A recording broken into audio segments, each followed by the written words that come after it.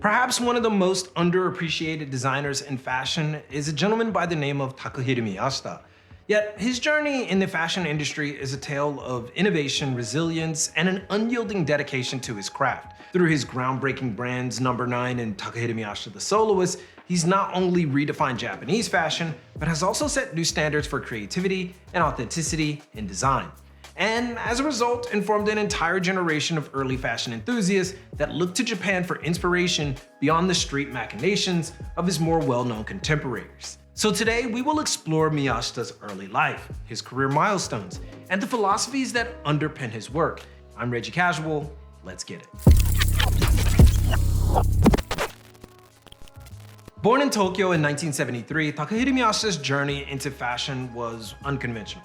Unlike many of his contemporaries, Miyashita did not attend fashion school.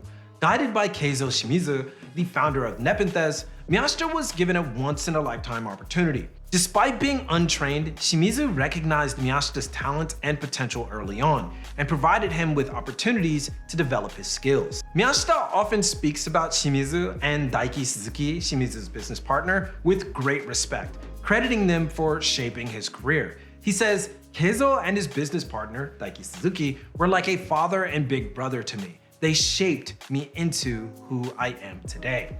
This mentorship was instrumental in Miyashita's development as a designer. Working with Nepenthes, Miyashita learned the intricacies of fashion design and retail, experiences that laid the groundwork for his future successes with No. 9 and Takahiro Miyashita the Soloist. Shimizu's belief in Miyashita's vision provided him with the confidence and resources needed to pursue his unique approach to fashion. And by 1996, at the tender age of 23, Miyashita launched his first brand, No. 9. The brand's name inspired by the Beatles' experimental track Revolution 9, a nod to Miyashita's love for music and his penchant for unconventional creativity.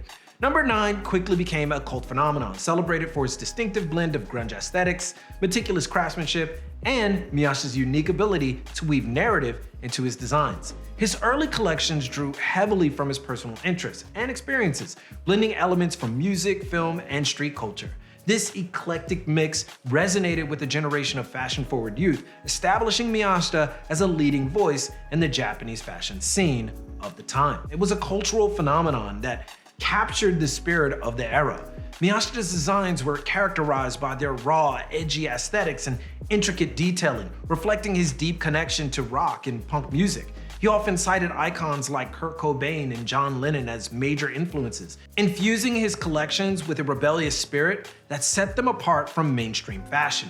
The brand's runway shows were equally legendary, known for their theatricality and immersive storytelling.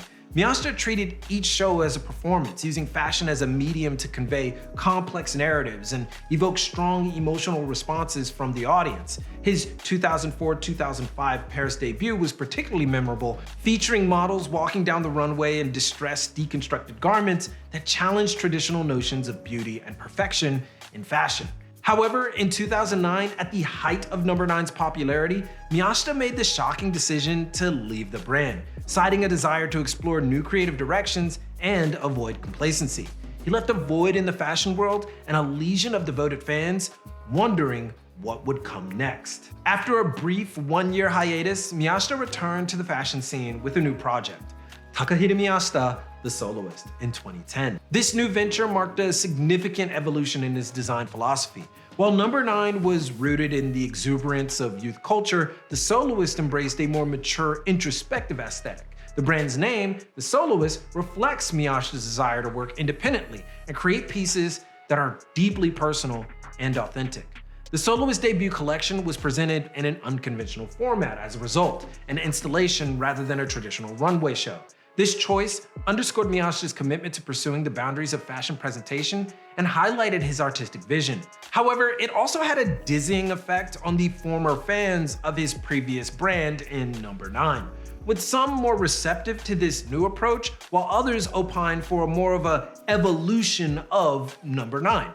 Despite the reception, however, Miyashita pushed forward as the Soloist became a reflection of his inner world, often drawing on his personal experiences, emotions, and the various cultural influences that inspire him. This introspective approach has resulted in garments that are not only visually striking, but also imbued with a profound sense of meaning and narrative. Miyashita's work is a testament to his eclectic influences, which span across various disciplines and cultures. One of his most significant influences is the magazine Ray-Gun, known for its avant-garde typography and rebellious spirit. The magazine's groundbreaking design and editorial approach left a lasting impact on Miyashita, shaping his understanding of visual communication and inspiring him to incorporate similar elements into his own work.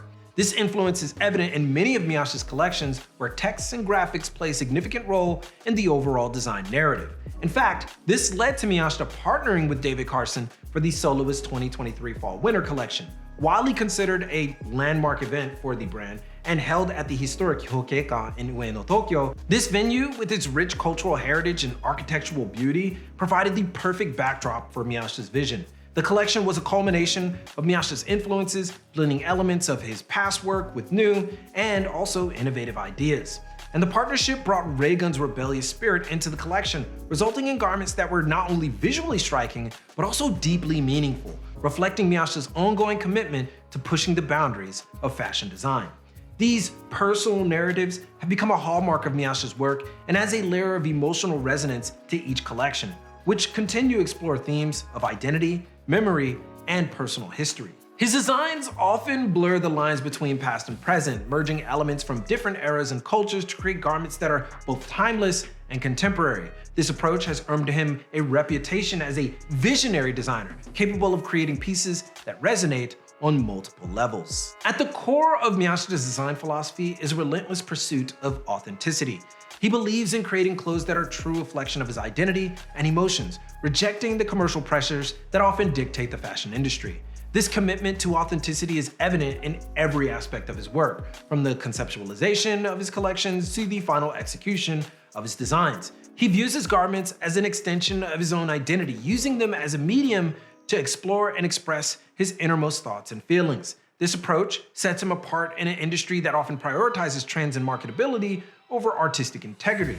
As he states, "From the time I wake up, all I think about is fashion." Sustainability is another cornerstone of Miyashita's design philosophy. He is committed to ethical production practices and strives to create garments that are both environmentally friendly and socially responsible. But instead of doing so as a political stance, Miyashita's course is more of an exploratory approach to fashion and craftsmanship. He naturally is sustainable because he wants to make clothes that can last a long time. He uses certain natural materials because of their authenticity and process. He never makes the claim that he is a sustainable designer, but his process leads to sustainable practice. As he states, "Since the beginning, I've avoided the use of any chemical and subsidiary materials."